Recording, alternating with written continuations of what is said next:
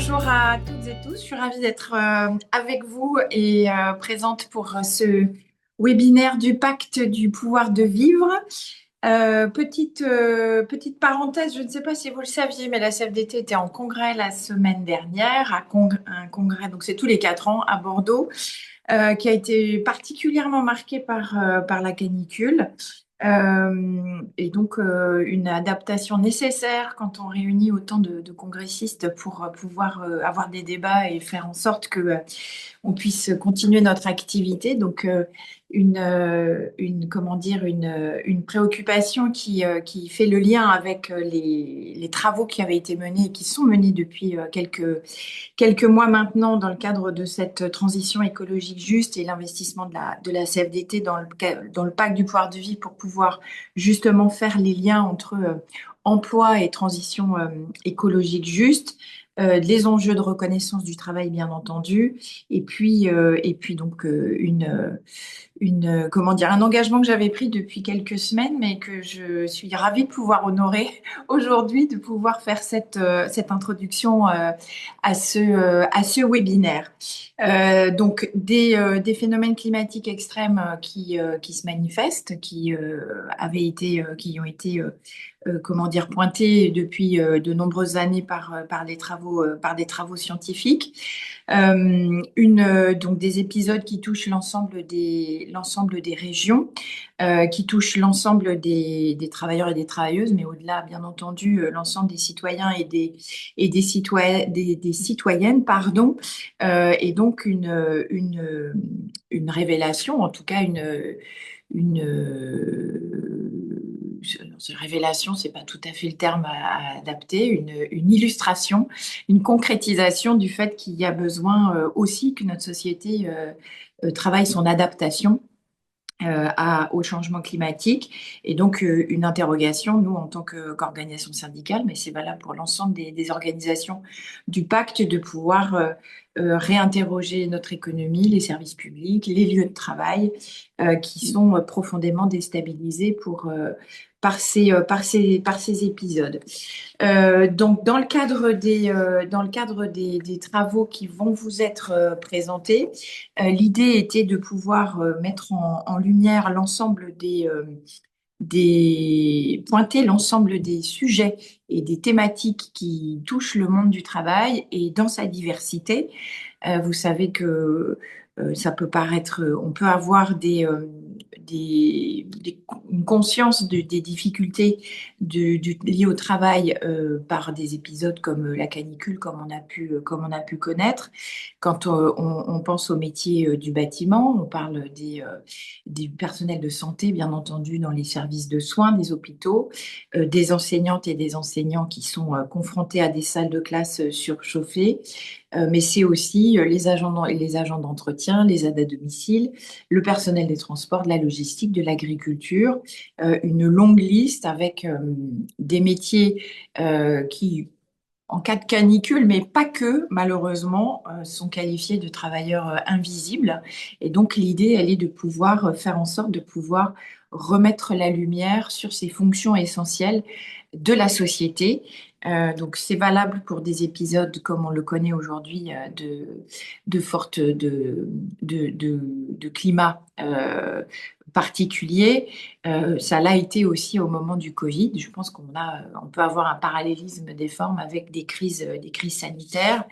Et donc, l'idée, elle est de pouvoir mettre en lumière l'ensemble des leviers d'action sur lesquels on peut agir pour pouvoir améliorer cette façon d'accompagner le monde du travail face à cette mutation profonde. Alors, un groupe de travail a été constitué dans le cadre du pacte, qui a été mené avec des travaux, qui ont été menés avec trois fortes convictions. Un, il faut qu'on puisse mettre en lumière et approfondir et travailler sur les enjeux de qualité du travail et de qualité des emplois. Aujourd'hui, on parle notamment, alors on parle beaucoup plus d'emploi que de travail, et on parle de beaucoup d'emplois en termes statistiques, c'est-à-dire on va vous parler du taux de chômage, Mais la question de la qualité des emplois, c'est-à-dire la façon dont une personne peut se sentir intégrée durablement avec une qualité d'emploi, c'est-à-dire qui répondent et qui lui permettent de concilier l'articulation entre le temps au travail, le temps hors travail. Et puis la qualité du travail, qu'est-ce qui est attendu comme tâche et qu'est-ce qui peut être amélioré. Pour la CFDT, c'est une conviction, et notamment c'est valable dans les services publics. On ne peut pas avoir une qualité du service rendu au public s'il n'y a pas une qualité des conditions de travail. Et donc c'est quelque chose que l'on mène de façon, que l'on mène de pair. Donc qualité du travail, qualité des emplois sont au cœur de la transition écologique juste. Donc, il faut qu'on puisse aborder sur les lieux de travail les enjeux de reconnaissance au travail, les enjeux de santé au travail et notamment de pénibilité sur le temps long, comment le travail altère les corps et comment on évite justement cette usure. Les enjeux de plus en plus prégnants de sens au travail, d'organisation du travail et de protection. Donc, tous ces éléments sont de nature à nous permettre de réussir la transition écologique juste face au changement climatique. Donc, qualité du travail, qualité des emplois, c'est notre première conviction, c'est un axe essentiel. La deuxième conviction, c'est qu'il y a des angles majeurs, des angles morts majeurs en matière de politique publique sur lesquels il faut pouvoir également agir. Donc, ça fait partie, je faisais le parallèle entre travailleurs essentiels au moment du Covid et les travailleurs essentiels de la transition écologique juste.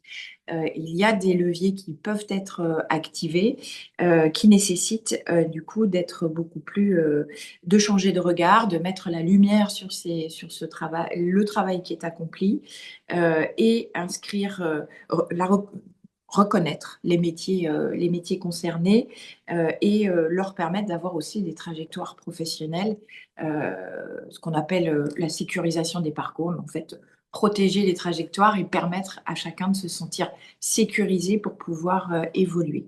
Et puis la dernière conviction, c'est que tout n'est pas perdu. Il y a déjà des initiatives, il y a déjà des associations, des collectivités, des territoires qui font des choses. Et donc, il n'y a pas une solution miracle, mais une multitude de solutions qui peuvent être construites localement et qui peuvent être concrètement d'ores et déjà mises en œuvre.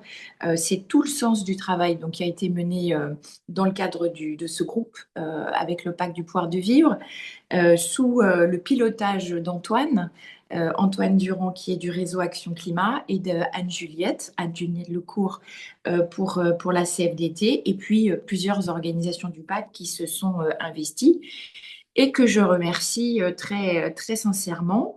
Donc, un document a pu être construit, élaboré de façon participative, qui nous permet, de tirer les enseignements de ce qu'on est en train de vivre.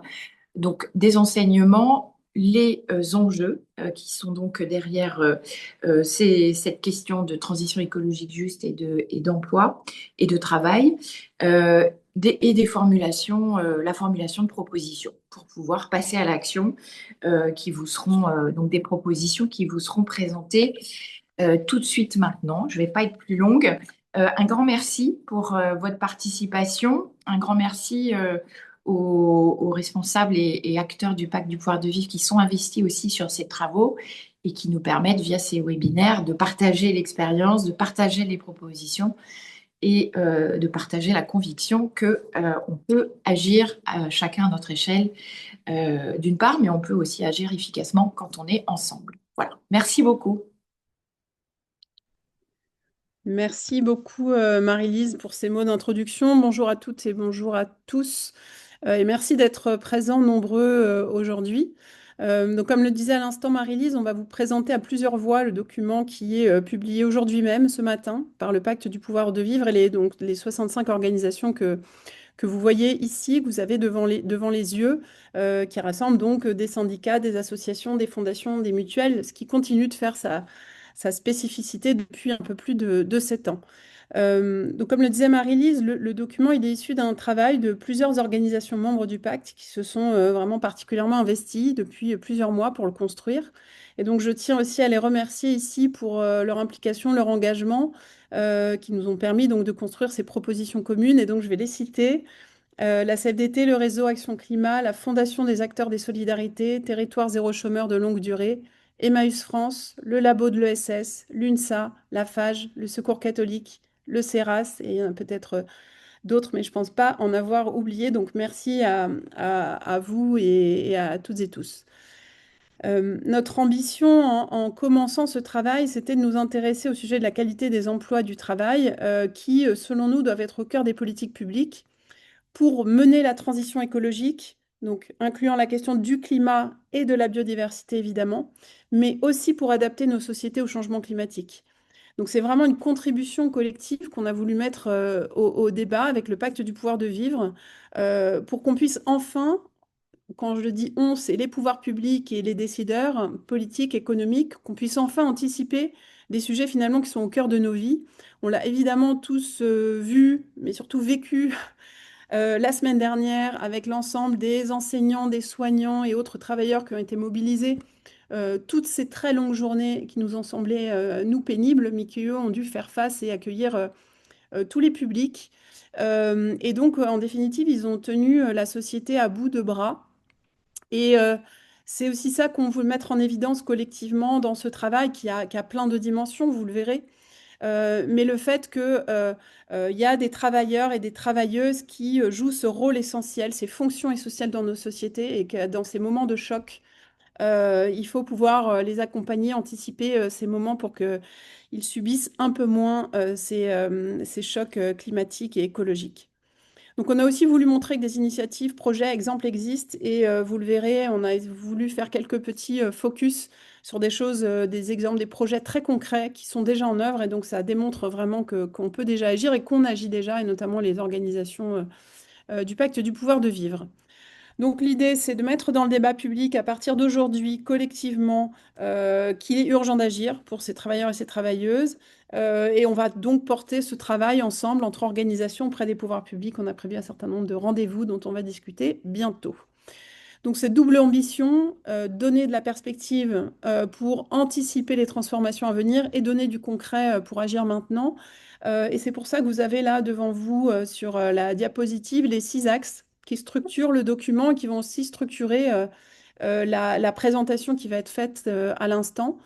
Donc ces axes, c'est protéger les travailleurs et travailleuses des risques climatiques et environnementaux, améliorer la qualité du travail des emplois dans les métiers essentiels de la transition écologique, faire de cette transition une opportunité d'inclusion et d'insertion dans les emplois de qualité, sécuriser les parcours professionnels dans les secteurs en mutation, Marie-Lise l'a évoqué tout à l'heure, rendre les travailleurs et les travailleuses acteurs et actrices des transformations, et enfin agir concrètement avec des voilà, concrets qu'on souhaitait vous proposer.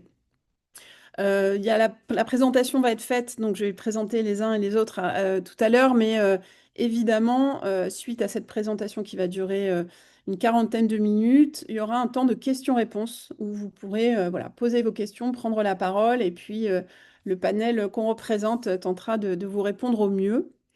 Donc, je vais laisser la parole à plusieurs intervenants que vous voyez déjà ici. Donc, Antoine Durand du réseau Action Climat, Anne-Juliette Lecourt de la CFDT. Donc, je les remercie particulièrement tous les deux pour leur grande implication dans ce travail depuis des mois. Il y a aussi donc Maëlys Dupont de la Fédération des acteurs de la solidarité, Victoria Barzouto de Territoire zéro chômeur de longue durée et Adrien de Casabianca, Emmaüs France. Je vais vous laisser la parole et avant de laisser la parole, je profite pour remercier Marie-Lise qui doit nous quitter. Merci Marie-Lise pour ta présence ce matin, puis ces mots d'introduction qui évidemment sont très importants pour le pacte. Merci à toi. Merci beaucoup. Bons travaux. À À bientôt. bientôt, merci. Je vous laisse la parole, Anne-Juliette et Antoine. Antoine. Merci beaucoup, Amandine. Merci pour ces mots d'introduction. Et vous raisonnez avec la présentation de la première partie, je pense assez nettement. J'en profite aussi pour te remercier, Amandine, en particulier sur l'appui depuis le départ sur ce projet et l'appui à la coordination du projet. C'était évidemment tout à fait précieux. Sur le premier axe qu'on a choisi de présenter dans la publication, il résonne malheureusement avec l'actualité. Il s'agit de protéger les travailleurs et les travailleuses face aux risques climatiques et environnementaux. Ça a été évidemment présenté en introduction parce que malheureusement, ça résonne comme une évidence en lien avec l'actualité de la semaine dernière. Mais le premier enjeu très concret qu'on présente dans le cadre du travail collectif, c'est le fait que finalement, aujourd'hui, il devient plus risqué de travailler avec le changement climatique. On l'a vu la semaine passée avec des exemples de situations professionnelles qui ont été assez largement relayées dans les médias, dans les services publics, les métiers du bâtiment, dans les écoles aussi, les métiers des aides à la personne. Toutes les activités de travail et potentiellement tous les emplois vont être donc impactés par les aléas climatiques, environnementaux. Ça va être vrai de la chaleur, mais aussi des inondations, des problématiques de sécheresse pour l'agriculture par exemple, ou des détériorations d'écosystèmes. Par contre, on ne peut pas dire que tous les travailleurs soient égaux face à ces impacts et face aux risques. Si on regarde certaines analyses sur lesquelles on s'est appuyé dans le cadre des travaux du pacte, d'après le Haut Commissariat à la stratégie et au plan, le changement climatique est un des facteurs d'accroissement de la pénibilité du travail parce que les températures élevées altèrent les capacités physiques, cognitives, menacent parfois la santé, la sécurité au travail. Et ce qu'on peut dire face à ça, c'est que seuls quelques-uns des risques dans une partie des secteurs ont été pris en compte. On a parlé du risque chaleur dans la publication, de l'agriculture et du bâtiment en particulier, mais avec moins d'analyse et du coup de dispositions de protection sur d'autres risques. Et donc la question centrale, c'est comment on protège concrètement les travailleurs. Aujourd'hui, il est évidemment urgent d'organiser cette protection de manière beaucoup plus systémique, et c'est le message principal sur ce premier axe qui est celui du pacte. Alors on a identifié le fait qu'un décret chaleur avait été publié en 2025, mais il y a certains risques majeurs qui sont insuffisamment pris en compte dans ce cadre-là. Donc, que propose le pacte? Le pacte, pardon, du pouvoir de vivre propose d'abord qu'il y ait une véritable stratégie qui soit mise en place au niveau national afin de protéger tous les travailleurs et les travailleuses face aux impacts du changement climatique en considérant l'ensemble des risques. On demande notamment la mise en place d'un décret risque climatique pour protéger de manière plus large les travailleurs face à l'ensemble des événements extrêmes. Ce qu'on rappelle également, c'est qu'il y a une nécessité d'intégrer les risques climatiques dans l'ensemble des outils du dialogue social, et c'est à travers le dialogue social notamment en entreprise, les risques doivent être pris en compte et doivent être traduits en termes d'organisation. Et ce qu'on constate également, c'est que cette organisation, cette réponse, elle est déjà en partie existante sur le terrain. Et c'est ce qu'ont constaté plusieurs organisations. Je crois que c'est la CFDT qui va nous présenter l'illustration. Merci beaucoup, Antoine. Et donc, on voit bien hein, le changement climatique, la transition écologique, comme tu viens de le dire, c'est pas un concept abstrait. Elle transforme déjà le travail concrètement tous les jours et les impacts du changement climatique percutent les activités de travail et les travailleurs et les corps au travail, pour citer Marie-Lise. Prenons un exemple concret, les fortes chaleurs sur les chantiers, par exemple. On l'a vu hein, dans cet épisode caniculaire qu'on vient de le vivre. Beaucoup de travailleurs ont vécu des températures allant au-delà de 40 degrés. Et donc, la Fédération Construction Bois de la CFDT a construit un guide hein, qui permet de traduire très concrètement, décrypter le décret travail et chaleur, et puis de proposer des mesures très concrètes à mettre en œuvre. Et ils ont été sur les chantiers pour essayer de faire appliquer ces règles et de trouver des solutions adaptées, des pauses supplémentaires, de l'accès à l'eau suffisamment, de l'adaptation d'horaire aussi, mais voire l'arrêt de tâches qui étaient trop pénibles. Et donc, on le voit bien, l'enjeu, c'est certes d'avoir des règles qui protègent, mais il faut qu'elles protègent vraiment. Et donc, pour ça, il faut qu'elles soient mises en œuvre et il faut une mobilisation des acteurs sur le terrain. Dans l'agriculture, hein, on l'a vu, la CFDT a contribué à créer un baromètre pour mesurer l'impact de la chaleur sur le travail. C'est une démarche qui a été coportée entre la CFDT et des organisations patronales du secteur, puisque une partie des exploitants sont également percutés par les mêmes difficultés. Et donc, via ce baromètre, on demande directement aux travailleurs et aux employeurs comment la chaleur les affecte pour mieux identifier comment ça impacte le travail, les risques rencontrés et construire collectivement des solutions adaptées. On part du vécu des travailleurs pour construire les solutions adaptées et donc la transition. Dernier cas concret, dans certaines entreprises, on voit bien que la mise en place de solutions n'est pas toujours adaptée, notamment pour se prémunir des fortes chaleurs, comme on l'a vu cette semaine. Et donc, en fait, on va créer de la surcharge, de la perte de sens avec des injonctions contradictoires, des performances de productivité et en même temps tenir compte de nouveaux enjeux environnementaux. Ça va dégrader les conditions de travail, désorganiser aussi, voire avoir des impacts sur la santé des travailleurs.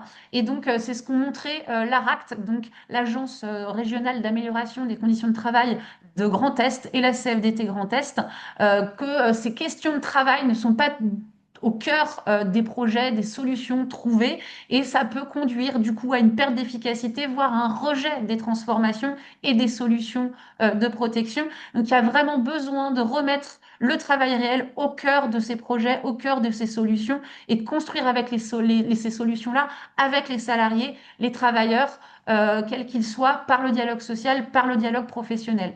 Donc tous ces exemples, ils sont juste là pour vous montrer une chose simple, c'est que la transition écologique, que ce soit de la décarbonation ou de l'adaptation, comme là on vient de l'évoquer dans cette première partie, se joue dans le travail réel avec les travailleurs. Alors, j'enchaîne directement sur une deuxième partie des travaux que nous avons menés, celle de la qualité des emplois, en plus de celle du travail qu'a évoqué Antoine. Euh, Au-delà de protéger, il va falloir aussi regarder la qualité des emplois qui font la transition. Marie-Lise Léon l'a dit. Pourquoi? Eh bien parce qu'il y a un enjeu colossal en réalité. L'effectivité de la transition écologique, elle va reposer sur des millions de travailleurs. D'ici 2030, c'est près de 3 millions de postes qui seront à pourvoir, dont 550 000 créations nettes dans les métiers directement liés à la planification écologique, mieux se déplacer, mieux se nourrir, mieux se loger, etc. Et donc ça va supposer un effort massif de formation. Plus de 2,8 millions de personnes doivent être formées. Et ces chiffres, en fait, ils montrent une réalité extrêmement simple, c'est que tout le marché du travail doit se transformer. Le défi, en fait, il est clair, c'est que sans emploi de qualité, il n'y aura donc pas de transition. On n'aura pas les forces vives pour mener cette transition. Donc il y a plusieurs défis qu'on a partagés dans les travaux du pacte. Un besoin massif donc de recrutement et de compétences. Je viens de le dire. Et puis un d'autres défis qui est eh bien, une vision trop étroite encore des métiers de la transition. Ça a été évoqué déjà. On a besoin de décarboner, mais aussi de s'adapter aux enjeux du changement climatique, aux impacts. Et là, on a un vrai paradoxe, comme l'a dit Antoine, c'est que ceux qui sont en première ligne, eh bien, subissent déjà des situations d'emploi, de qualité d'emploi détériorées et subissent ces impacts du changement climatique en première ligne, comme je viens de le dire. L'exemple de l'éducation des métiers de l'enseignement a été évoqué. Ils ont assuré la continuité pédagogique pendant l'épisode de canicule, alors qu'ils supportent aujourd'hui des conditions d'emploi qui ne sont pas satisfaisantes en termes de parcours de rémunération, par exemple, ou de reconnaissance. Et donc, il va falloir élargir effectivement le périmètre des métiers essentiels à la transition écologique. Il va falloir améliorer l'attractivité et fidéliser dans ces métiers. On prend un autre exemple du BTP. Aujourd'hui, on va former des primo-arrivants, des jeunes dans le secteur du bâtiment, mais qui ne resteront pas dans ces métiers alors qu'ils sont essentiels à la rénovation thermique des logements pour mieux se loger.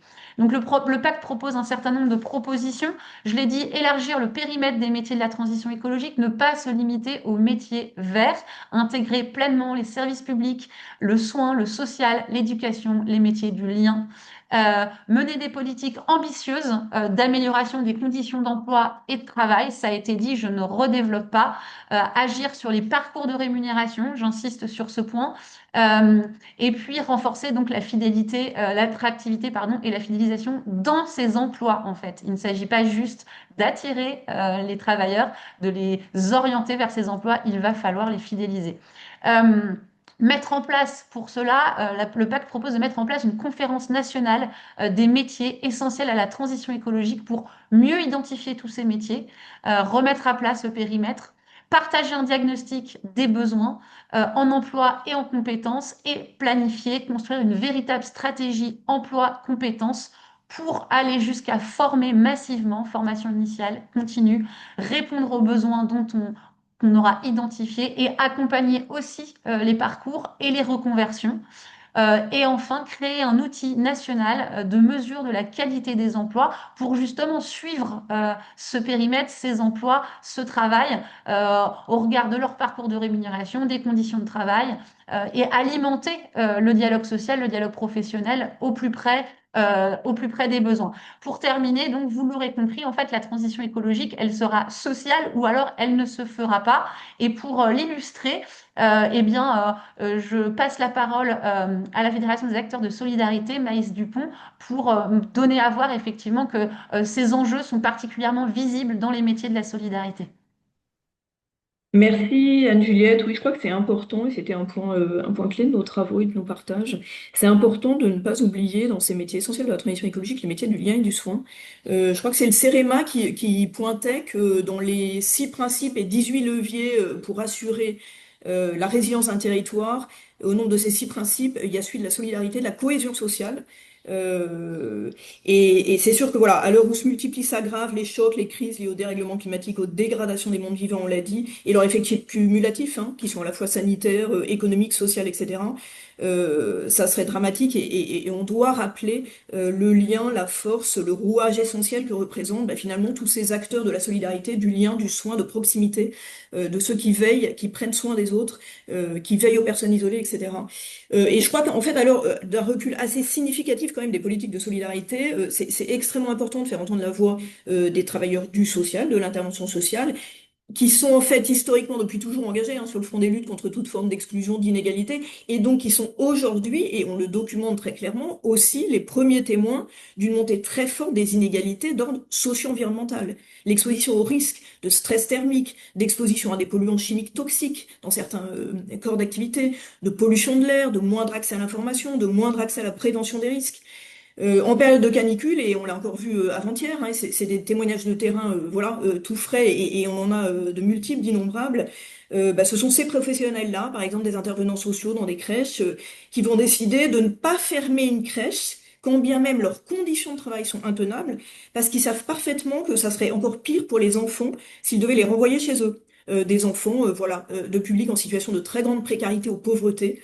Ce sont aussi ces professionnels, conseillers en économie sociale ou familiale ou autres, qui sont sur le front pour répondre aux interrogations, aux inquiétudes d'une maman voilà, qui pose des questions devant l'explosion de sa facture énergétique ou dans une situation de précarité énergétique, ou qui pose des questions sur un risque de polluants présent éventuellement dans des ustensiles de cuisine ou dans des jouets d'enfants parce qu'elle a entendu parler de ça dans les médias.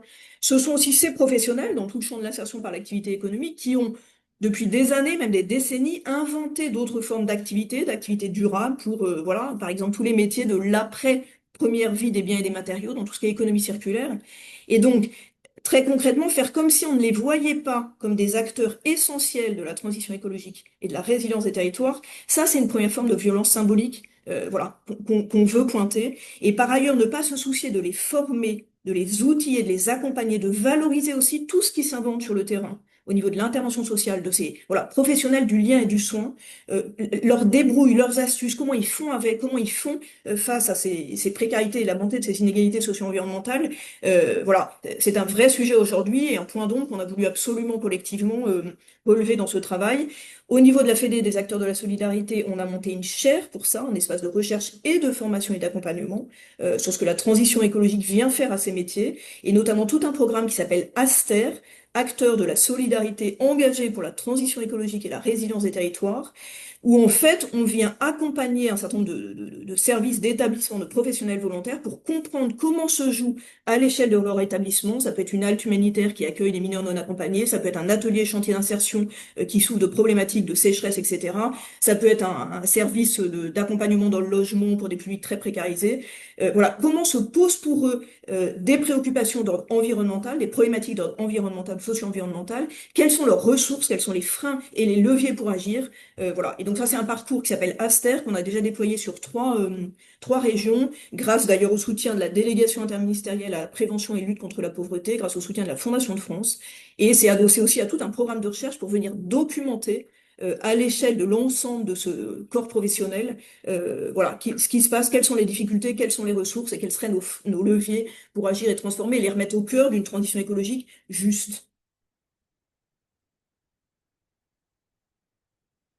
Et je passe la parole à À qui Merci. veut la prendre? Antoine, peut-être. Merci. Je reprends le temps de parole. Merci beaucoup, Maëlys, pour ce développement très inspirant.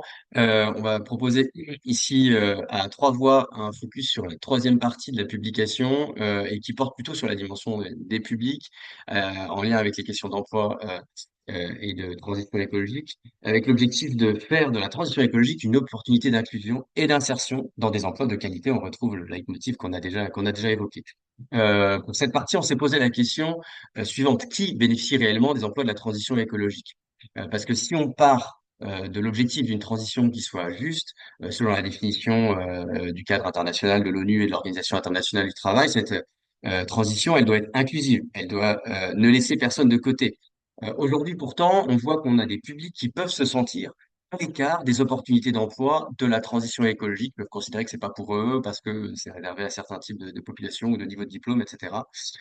Or, la transition peut être une opportunité majeure pour une grande diversité de publics en termes d'emploi. Et ce qu'on constate par ailleurs, c'est que on a des structures qui sont engagées pour l'insertion dans l'emploi, l'insertion par l'activité économique, le travail adapté, le travail protégé, qui sont déjà des leviers pour la transition écologique. Parce que déjà, ces structures permettent à des personnes éloignées de l'emploi de contribuer directement à des activités de la transition, que ce soit en ressourcerie, sur le réemploi ou les activités de réparation, plus globalement sur l'économie circulaire, je pense qu'on en reparlera tout à l'heure, sur l'agriculture durable, bien évidemment, mais également sur la mobilité solidaire.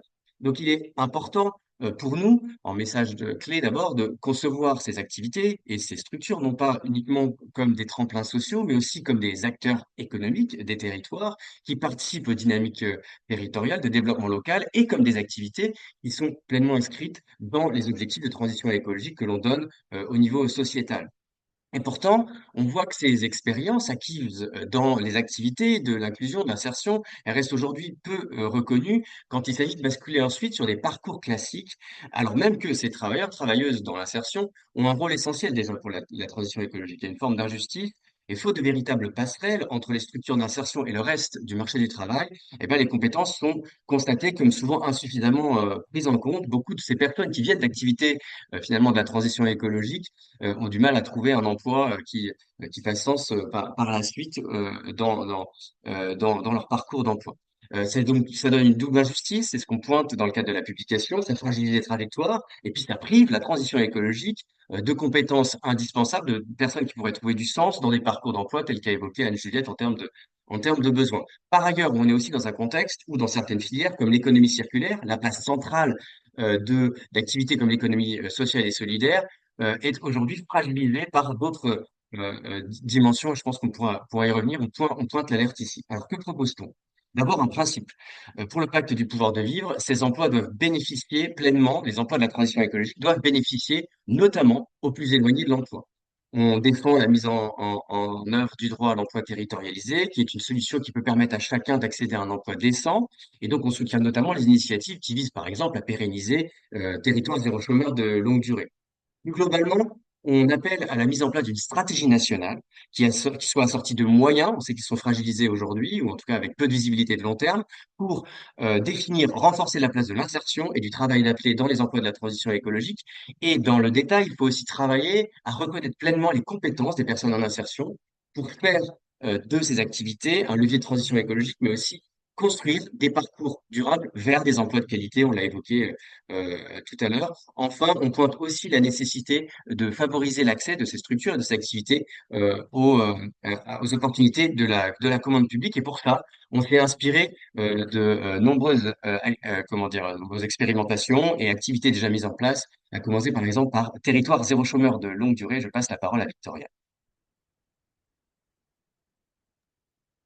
Eh bien, merci Antoine, Amandine et Anne-Juliette de nous avoir permis d'avoir cet espace de discussion et des transversalisations aussi de nos besoins, de nos attentes, de nos défis, puisque aujourd'hui, il y a peu d'espace où on peut collectivement, en tant que projet, expérimentation, association ou tout simplement structure de l'ESS engagée, de pouvoir discuter et faire porter collectivement ce que nous souhaitons. Commencer peut-être par dire que Territoire zéro chômeur est une expérimentation, mais avant tout est un projet de territoire était une démarche qui existe parce que elle est nourrie par la coopération territoriale avec les élus, avec les secteurs de l'IAE, les secteurs adaptés et l'ensemble de l'ESS. Donc si cette démarche est devenue ce qu'elle est aujourd'hui, c'est grâce aussi à l'ensemble de toutes ces coopérations au niveau territorial. Dire peut-être qu'au sein de TZ, la transition écologique est le domaine des activités qui génèrent le plus d'emplois supplémentaires. Au sein des entreprises à but d'emploi, on parle de 36% des ETP, donc on est à plus de presque 5 000 et quelques emplois créés au sein du projet au niveau national. Et ça représente aussi le 32% de la marge brute générée. Alors pourquoi ces chiffres et quel intérêt j'ai à vous les présenter? Pour vous montrer aussi que la coopération territoriale qui vise à répondre aux enjeux de la transition écologique, elle est pourvoyeuse d'emplois et elle est aussi pourvoyeuse du capital tel qu'on peut l'entendre dans d'autres discours. L'exemple que nous avons partagé, mais c'est un exemple parmi des centaines que vous pouvez retrouver dans les expérimentations en France métropolitaine, mais aussi dans les dom-toms.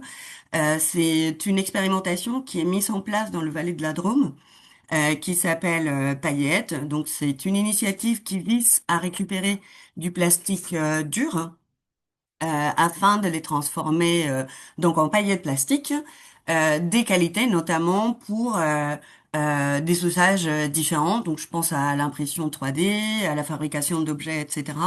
Ce qui est intéressant de cette activité, mis à part ce qu'elle propose pour pratiquement imaginer une filière locale de récupération du plastique, c'est aussi la coopération territoriale nécessaire pour la mettre en place.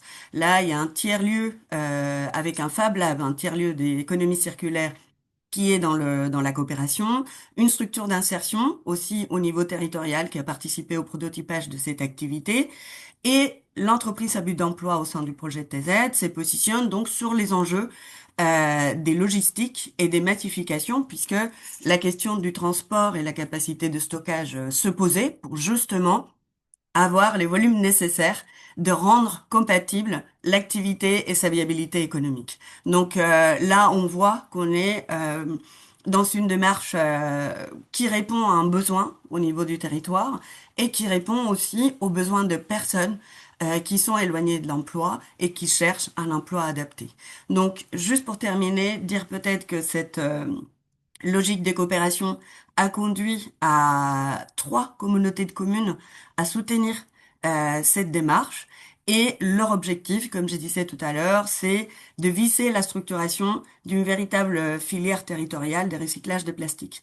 Donc avec ça, juste dire que la coopération territoriale et les projets des territoires sont aussi ce projet et ces démarches qui sont en train de donner des solutions pour les transitions qui sont nécessaires aujourd'hui pour les personnes et pour l'ensemble de notre environnement. Donc merci. Merci beaucoup, Victoria, pour cet exemple. Et Adrien va nous présenter également Emmaüs et certaines activités à développer. Merci beaucoup Antoine, merci également au Pacte du Pouvoir de Vivre d'avoir coordonné toute cette démarche et aux différentes organisations qui s'y sont particulièrement impliquées. L'exemple qu'on vous propose pour le mouvement Emmaüs, sans grande originalité, c'est de s'appuyer sur le réemploi solidaire, donc l'activité historique du mouvement Emmaüs, l'activité encore largement majoritaire des groupes Emmaüs, 200 groupes Emmaüs qui s'appuient sur le réemploi solidaire pour mettre en œuvre des solidarités sur les 300 que compte le réseau Emmaüs en France. Pour donner quelques indicateurs, ça représente 350 000 tonnes d'objets collectés, objets, vêtements, meubles, etc., dont un petit peu moins de la moitié sont réemployés, donc remis en vente. Le reste va partir en recyclage ou en déchets finaux pour 10% d'entre eux. Et puis si on s'intéresse au réemploi solidaire comme un secteur, il n'y a pas que Emmaüs, il y a également les ressourceries, les recycleries, ça a été dit précédemment, le réseau Envie, Oxfam, etc., etc. C'est environ le double, donc on va avoir 700 000 tonnes d'objets collectés chaque année par les acteurs du réemploi solidaire, qui sont d'ailleurs réunis depuis quelques années maintenant au sein de l'Union pour le réemploi solidaire, dont un peu moins de la moitié va être réemployé, le reste trié, préparé en vue d'une revalorisation à travers donc le recyclage. En termes d'activité, c'est 40 000 emplois ou postes d'activité. Vous savez qu'au sein du mouvement Emmaüs, il y a la particularité d'accueillir des compagnes et des compagnons qui ne sont pas des salariés mais des travailleurs solidaires, d'où la formulation de postes d'activité. Et donc c'est quand même un secteur relativement important avec un potentiel d'insertion puisque c'est pour la grande majorité des emplois en insertion ou des emplois à vocation d'insertion. En termes de chiffre d'affaires, on est sur 800 millions d'euros de chiffre d'affaires annuel pour l'ensemble du secteur du réemploi solidaire. L'idée, c'est bien de valoriser effectivement son potentiel de réinsertion, mais juste quelques rappels sur sa participation à la transition écologique. Le premier point, c'est bien sûr la réduction des déchets. Les déchets qui ont un coût de traitement, un coût économique, mais aussi bien sûr un coût environnemental. Donc tout ça, c'est évité grâce au réemploi solidaire. Mais c'est aussi, voire surtout, de proposer une alternative à la consommation et donc la production de biens neufs. Et ça, c'est quelque chose qu'on essaye de valoriser de plus en plus. On a du mal à évaluer, par exemple, les émissions de gaz à effet de serre qui sont évitées grâce au réemploi solidaire. On s'y intéresse de plus en plus. Il y a un acteur comme Vinted, qui par ailleurs fait de l'ombre à notre modèle économique, qui lui s'est risqué à le calculer avec une méthodologie qui peut être un peu discutable, mais voilà, ils ont évalué que l'activité de seconde main, non solidaire pour le coup, de leur plateforme permettait d'éviter 1607 kilotonnes de CO2 par an, avec un équivalent de tour du monde, etc. Ils savent très bien communiquer en la matière. Enfin voilà, nous du coup on va essayer avec les acteurs du réemploi solidaire de s'inscrire aussi sur cette valorisation des émissions de gaz à effet de serre qui sont évitées grâce à la seconde main solidaire. Et puis, bien entendu, il y a aussi un volet sensibilisation assez global, puisque tous les acteurs du réemploi solidaire portent un plaidoyer pour une consommation plus raisonnée en quantité et aussi plus responsable dans la conception des produits. Pour ce qui relève de l'insertion sociale, on va retrouver un panel de métiers très diversifié, peut-être beaucoup plus qu'on ne le pense. Le métier et les compétences en termes de collecte à domicile ou en centre de tri, en termes de tri, un tri de plus en plus fin, les exigences sont de plus en plus importantes justement pour distinguer ce qui peut être réemployé, réutilisé, de ce qui va partir en recyclage ou en déchets finaux, et notamment pour le textile. On a des nouvelles technologies qui arrivent mais qui ne remplacent pas les compétences humaines. Des compétences aussi et des savoir-faire pour la vente et donc la relation client, pour la réparation, notamment d'appareils électroniques, l'upcycling pour les vêtements, la vente en ligne qui s'est aussi développée au sein du mouvement Emmaüs comme ailleurs, la logistique. Bref, un panel de compétences assez diversifié qui va permettre aux personnes et aux travailleurs du réemploi solidaire éventuellement de pouvoir retrouver un emploi ailleurs dans d'autres secteurs, idéalement des secteurs verts. Au sein du mouvement Emmaüs, on va avoir deux catégories de population qui vont bénéficier du réemploi solidaire comme un levier d'insertion. La première, c'est les salariés en insertion, environ 5000 personnes en contrat d'insertion au sein du mouvement Emmaüs, soit en ACI, atelier chantier insertion, soit en entreprise d'insertion, les ACI accueillant des personnes plus éloignées de l'emploi. C'est d'ailleurs plutôt une caractéristique du mouvement Emmaüs. Bien sûr, l'insertion s'adresse aux personnes éloignées de l'emploi. Au sein du mouvement Emmaüs, on va avoir tendance à accueillir des personnes très éloignées de l'emploi. Pour exemple, on a près de la moitié des personnes qui ont un niveau de diplôme en dessous du bac. La moyenne nationale dans l'insertion, c'est plutôt 35%. Après, on va retrouver des critères d'éloignement de l'emploi assez classiques, des chômeurs de longue durée, des jeunes de moins de 25 ans, des personnes de plus de 50 ans, des personnes issues de l'aide sociale à l'enfance, des personnes sortant de prison, des personnes au titre de séjour précaire et donc à renouveler. C'est d'ailleurs un problème dans le secteur de l'insertion, les ruptures de parcours à cause du renouvellement de titres de séjour. Et également même des personnes à la rue au sein du mouvement Emmaüs.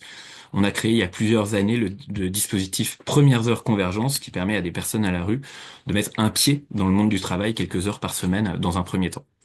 Tout ça pour un résultat en termes de sortie positive et dynamique, même si on essaye de pas trop s'accrocher à ces statistiques, autour de 50% donc de personnes qui retrouvent un emploi en CDD ou CDI ou une formation à l'issue de leur contrat d'insertion qui fait en moyenne environ 2 ans. Je rappelle bien entendu qu'ils bénéficient aussi d'un accompagnement social en plus de l'accompagnement à la prise de poste.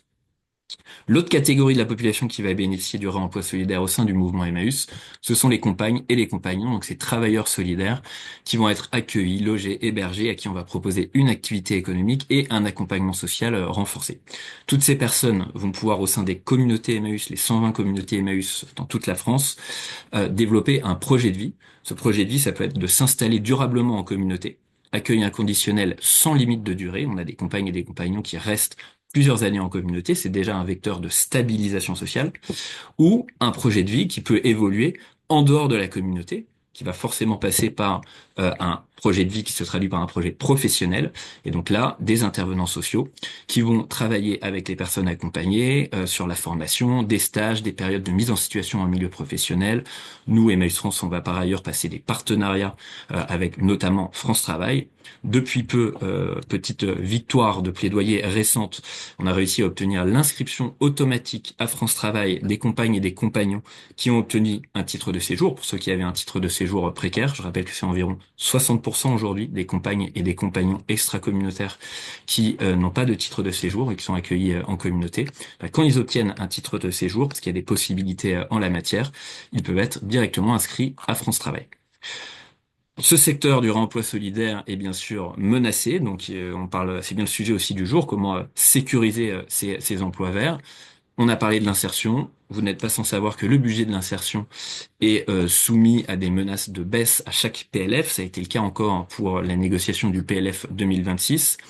Grâce à une grande mobilisation à laquelle de nombreux acteurs du PPV ont pris part, et je pense notamment à la FAS et à l'interréseau de l'IAE, on a limité la casse. En revanche, le budget du PIC IAE, donc ce qui permet la formation des salariés en insertion, lui a baissé de 15 millions d'euros.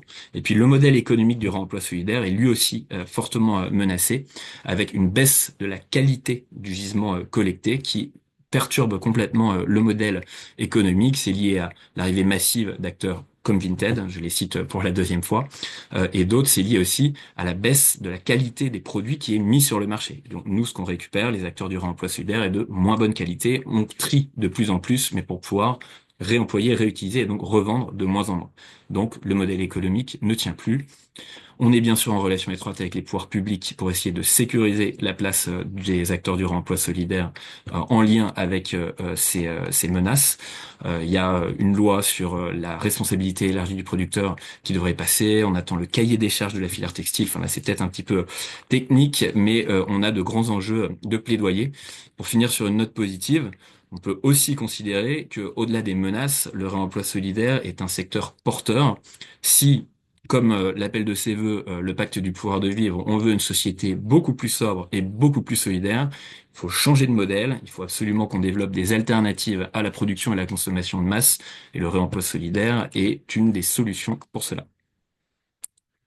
Merci beaucoup, Adrien. Donc, un secteur porteur, moteur, essentiel à la transition écologique. Et donc, tout le monde doit pouvoir être embarqué et avoir son rôle reconnu dans la transition écologique. Il y a aussi la nécessité de sécuriser, donc c'est un autre enjeu, sécuriser les parcours professionnels des salariés, des travailleurs qui seront dans des secteurs qui vont décroître, qui doivent décroître également. On se rend bien compte que cette sécurisation de leur parcours dans les secteurs en mutation eh bien, est insuffisamment aujourd'hui anticipée. Alors, les outils existent pourtant, hein, les dispositifs de formation, de reconversion, la gestion prévisionnelle des emplois et des compétences. Il y a même des obligations en la matière, mais ils sont encore peu mobilisés et insuffisamment en plus orientés vers la transition écologique. Donc, l'emploi reste vraiment le grand oublié des stratégies de décarbonation, des politiques industrielles de décarbonation, intègrent encore très peu ces enjeux d'emploi, de compétences et de qualité du travail pour revenir à ce qu'on disait. Par exemple, dans les secteurs de l'automobile, on voit même des destructions d'emplois qui ne sont pas anticipées, alors même qu'on va avoir besoin de ces travailleurs, notamment pour l'électrification de la mobilité, mais aussi pour le report modal, puisqu'il y a évidemment des transferts de compétences à faire entre les branches, entre les filières. Et donc, un risque majeur de délitement à la fois pour leur parcours, mais aussi pour les territoires dans lesquels ils se trouvent, puisqu'on va perdre des compétences essentielles pour construire un projet de territoire. On va avoir des difficultés de réinsertion et on va fragiliser in fine la cohésion même d'un territoire. Donc la transition, si elle n'est pas anticipée, elle va produire de l'insécurité sociale et si elle est non organisée. Alors là, le pacte propose un certain nombre de propositions. Anticiper le plus tôt possible les signaux faibles en s'appuyant sur tous les outils qui existent. Mobiliser, je le disais, les outils existants de formation, de reconversion, d'accompagnement. Et ça à tous les niveaux, que ce soit à l'échelle d'un territoire, d'une filière, d'une entreprise. d'une administration aussi. Il va falloir mieux articuler la formation et la planification écologique, orienter davantage les financements et les politiques de formation vers les besoins identifiés par la planification écologique, qu'il s'agisse de l'adaptation et de la décarbonation, on l'a vu tout à l'heure, mais aussi la lutte contre l'érosion de la biodiversité. Un autre levier pour identifier par les travaux du pacte, hein, ça va être de conditionner les aides publiques, notamment celles liées à la transition écologique, puisqu'on a vu des montants importants qui ont été alloués notamment à des grands industriels. Et ces industriels, notamment, doivent pouvoir anticiper les impacts emploi, faire de la gestion prévisionnelle des compétences et améliorer la qualité des emplois du travail qu'ils proposent. Un autre point, c'est évidemment d'intégrer ces enjeux dans les achats publics, évidemment, puisque là aussi, on peut renforcer ces enjeux. On propose de créer des espaces de dialogue sectoriel réunissant entreprises, organisations syndicales, sociétés civiles, territoires et États pour organiser à l'échelle notamment d'un territoire ces transformations, diversifier un territoire, le penser dans ces transformations et anticiper non pas juste le projet de territoire d'un point de vue activité économique, mais l'anticiper jusqu'aux enjeux d'emploi et de compétences et d'insertion et de sécurisation des parcours. Et donc, sécuriser concrètement les parcours, le pacte de pouvoir de vivre appelle également à renforcer un droit à la reconversion insuffisamment encore insuffisant et à créer une assurance transition emploi pour accompagner les mobilités, garantir un revenu et l'accès à la formation et à un accompagnement adapté. Ça ne doit pas être les reconversions des temps de basculement, mais ça doit bien être des temps sécurisés. Mettre en œuvre donc du coup un principe de transition juste au cœur des politiques de sécuriser solidarité entre les secteurs, entre les territoires et entre les filières pour ne laisser personne de côté. Donc sans anticipation, en fait, on a l'inaction et l'inaction qui détruit des emplois, alors qu'avec des politiques adaptées, elle peut au contraire sécuriser les parcours et créer les opportunités d'emploi dont on a besoin pour mettre en œuvre la transition écologique comme on l'a partagé tout à l'heure. Et donc pour voir concrètement comment ça se traduit dans les territoires, je laisse la parole à Antoine Durand donc pour le réseau Action Climat.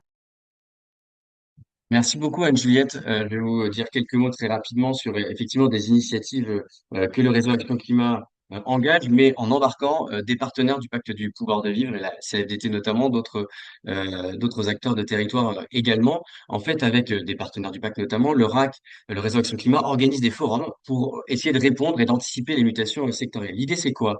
C'est de décliner le principe d'anticipation partagée au concret, puisque au-delà du principe, il s'agit de le mettre en œuvre une anticipation partagée et collective à l'échelle de secteur, à l'échelle de territoire, pour identifier des opportunités de trajectoire de transition juste qui soient porteuses d'emploi, qui soient désirables et surtout avec des conséquences socio-économiques qui soient anticipées et maîtrisées, ce qui n'est pas toujours le cas des transformations, notamment industrielles, dans l'histoire récente en France en général.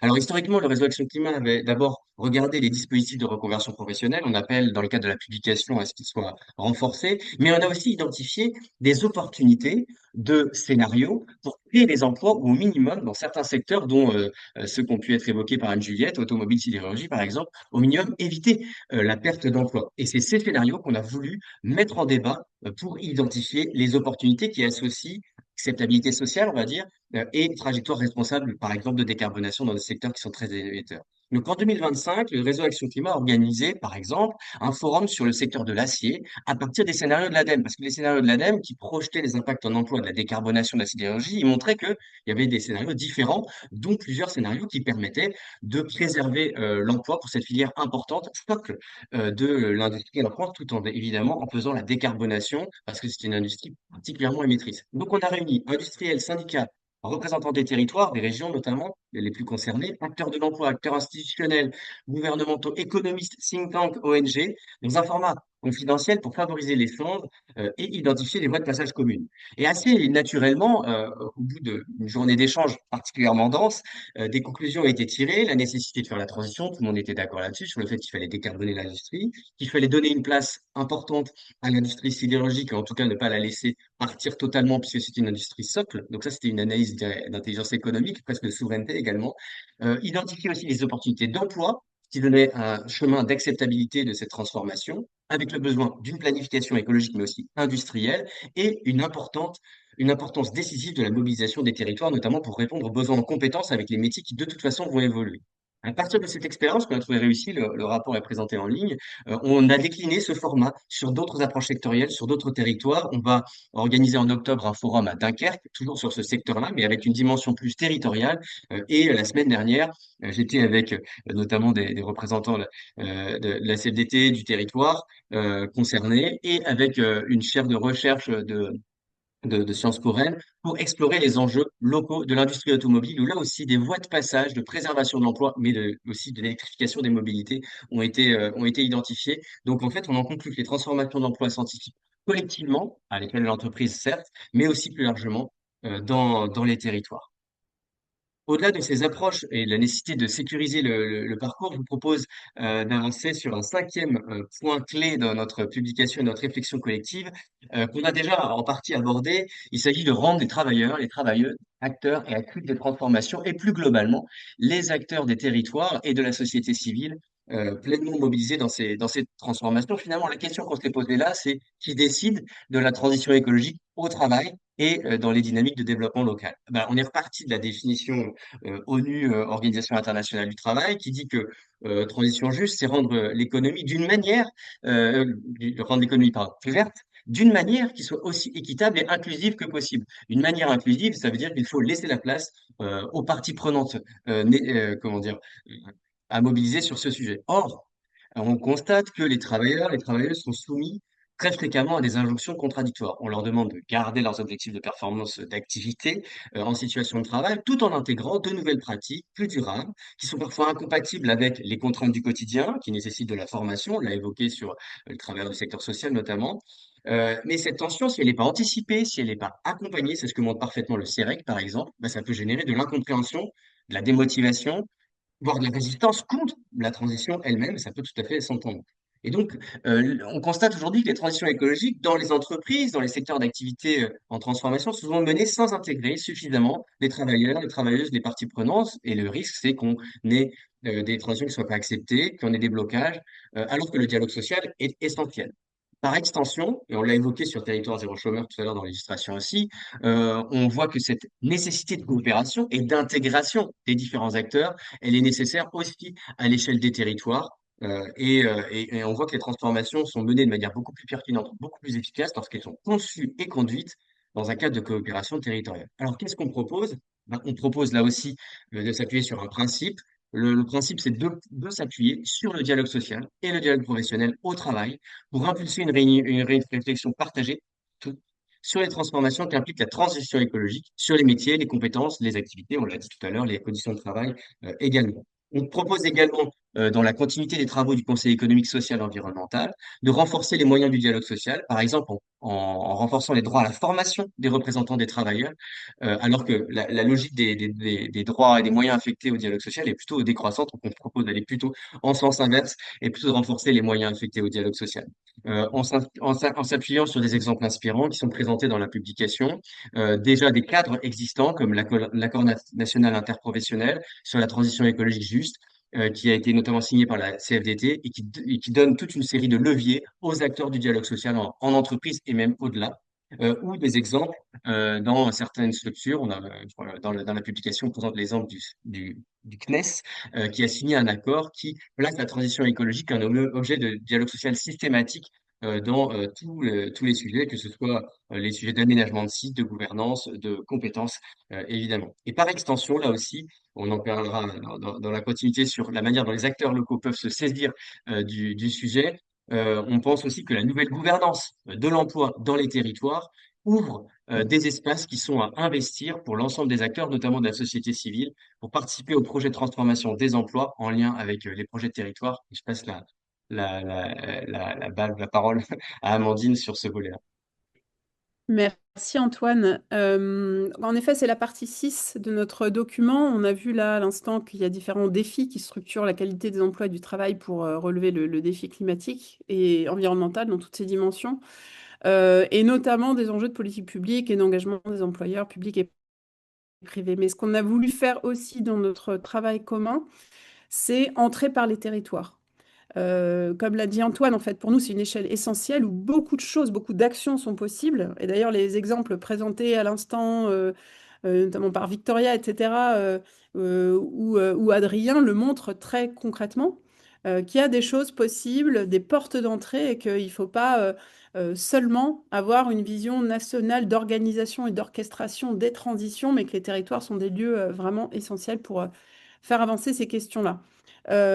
Pour plusieurs raisons, évidemment, c'est un lieu de lien, de rencontre, d'interconnexion très concret. Enfin, c'est l'espace de la vie où se rencontrent les entreprises, les salariés, les collectivités, les acteurs de l'emploi, de l'insertion, de les formations.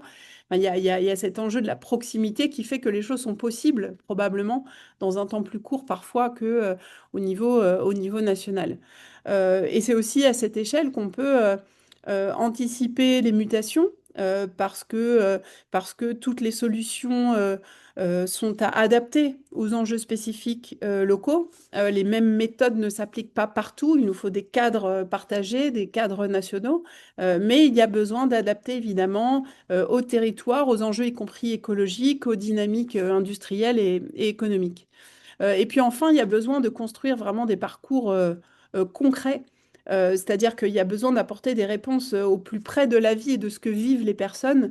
Et c'est souvent l'échelon territorial qui permet d'apporter ces réponses à hauteur des vies des femmes et des hommes. Et en ça, c'est un levier d'action et aussi de mobilisation pour vraiment embarquer tout le monde. Et donc, ce qu'on a voulu mettre en évidence dans le document, c'est qu'en fait, il y a des outils qui existent déjà. Alors, probablement qu'on peut en envisager d'autres, mais qu'on n'est pas orphelin d'outils comme les comités locaux pour l'emploi, les PCAET, les PLIE, les territoires zéro chômeur, évidemment, les maisons de l'emploi. Et donc, ça veut dire que c'est autant d'espaces où on peut créer de la discussion entre les questions du travail et de l'emploi et les questions de transition écologique. On peut faire rentrer ces sujets euh, et les croiser dans ces lieux. Évidemment, ce ne sont pas des lieux qui font que l'ensemble d'un territoire va se modifier, mais c'est quand même des lieux où on peut faire beaucoup. Et vraiment, c'est ce qu'on a voulu montrer dans ce document. Donc, y compris pour celles et ceux d'entre vous qui sont mobilisés au niveau local, dans vos organisations, même dans les groupes locaux du pacte, ça veut dire que ce sont des lieux où on peut agir, où on peut investir du temps et de l'énergie collective pour porter un certain nombre de choses, où on peut poser des bonnes questions et on peut contacter et faire la rencontre aussi de nouveaux acteurs, puisqu'il y a quand même une structure générale de ces sujets qui est en silo, qui est chacun dans son couloir de nage. Donc il faut trouver ces lieux où on peut se croiser. Donc ça répond pour nous à un double besoin, de mieux coordonner les politiques et les actions, et puis de mieux dialoguer. Antoine vient de le dire, il y a besoin de cet espace où on se rencontre, mais aussi pour travailler, pour dialoguer, pour partager des contraintes, puisque les contraintes, elles existent pour tout le monde, mais aussi on sent qu'il y a une aspiration de chacun, où qu'il soit, à faire bouger les choses. Euh, En définitive, sur ce point, et notamment la question des territoires nous permet de le dire, c'est que la transition écologique juste, c'est pas seulement une question technique. Évidemment, c'est l'humain, les hommes, des femmes, mais c'est aussi une dimension de projet. Et c'est en ça que c'est intéressant, parce que la dimension projet, elle fait que les choses, elles sont qu'on a prises sur le concret et la réalité. Et donc, il y a quand même un certain nombre de choses qu'il est possible de faire sans attendre ce qu'on espère malgré tout, hein, ce qui vous a été présenté, les grandes politiques publiques nationales ou les grands espaces. Il y a des choses très concrètes, voilà, qu'on peut faire, et l'échelle du territoire rend cela possible. On touche à la fin de la présentation des grands axes. Évidemment, vous retrouverez l'ensemble de ces contenus, ces illustrations, etc. dans le document qui est maintenant disponible sur le site du Pacte du pouvoir de vivre. Quelques mots de conclusion avant de vous laisser la parole, laisser la place aux questions. D'une part, ce qu'on a voulu montrer, vous l'avez senti, je pense, c'est que la transition écologique ne se fera pas sans les travailleurs, aussi bien au niveau de la transition elle-même à mener que de l'adaptation au changement climatique. Et donc, il y a clairement des angles morts à corriger, hein, Marie-Lise l'a dit. Pendant longtemps, on a parlé investissement, transition, industrie, tonnes de carbone. Mais derrière les tonnes de carbone, il y a des gens. Et donc, il me faut maintenant voilà, qu'on écoute, qu'on prenne en compte ces vies, en fait, et ces parcours derrière la transition écologique. Parce que ces travailleurs et travailleuses, ils la mettent en œuvre, mais aussi ils la subissent pour beaucoup. Et je ne vais pas revenir une nouvelle fois sur la semaine dernière, puisque les exemples sont nombreux. Et en fait, ce qu'on identifie, c'est pas seulement une transition écologique ou une manière de relever le défi climatique qui serait détériorée, de ne pas prendre en compte ce que vivent les gens, mais c'est clairement la bloquer, cette transition. Et donc, voilà, c'est pas seulement faire la somme des emplois, etc., et des territoires, c'est se dire que c'est la condition même, une condition collective pour relever le défi climatique, c'est de travailler, de rentrer dans le concret de ce que vivent les travailleurs et les travailleuses. Le deuxième enseignement pour nous, très clairement, c'est qu'il faut changer de logique et d'aller bien au-delà des métiers divers qu'on a l'habitude d'analyser, d'étudier, aussi d'entendre parler, hein, les métiers stratégiques autour de l'alimentation, le transport, les bâtiments, etc., qui sont absolument fondamentaux, évidemment. Mais Maëlys l'a très bien dit aussi, tous ces métiers du lien, du care, qui font société, qui construisent et qui tiennent la cohésion sociale, il faut absolument les sortir de l'invisibilisation pour apporter des réponses très concrètes à ces acteurs sans qui les transitions ne se feraient pas. Et donc, on doit préparer l'avenir et amortir les crises, mais surtout les chocs, là, comme ceux qu'on a vécu la semaine dernière. Et donc, la transition, ça ne se résume pas à des objectifs climatiques, c'est finalement des millions de personnes. Donc, je pense que dans les publics des personnes, vous qui nous écoutez, vous voyez très bien de quoi on parle. Peut-être même que vos métiers sont directement concernés par ce dont on parle. Et peut-être le dernier message qu'on veut faire passer, c'est que, d'ailleurs, c'est notre raison d'être avec le pacte du pouvoir de vivre et cette dimension collective de notre plaidoyer, mais c'est qu'on appelle à ne pas miser sur une somme de réponses individuelles. Laisser les uns les autres décider, agir et apporter des réponses bricolées à des crises et des chocs qui sont ceux qu'on est en train de vivre, c'est un manque de responsabilité. Et nous, on appelle plutôt à construire des réponses collectives, organisées, structurées, à donner de la perspective. Non pas qu'on ait, nous, ici, toutes les réponses à toutes les questions, mais en tout cas, on est prêt voilà, à y contribuer. On pense que c'est comme ça qu'on va pouvoir apporter des réponses et desserrer la contrainte sur un certain nombre de personnes.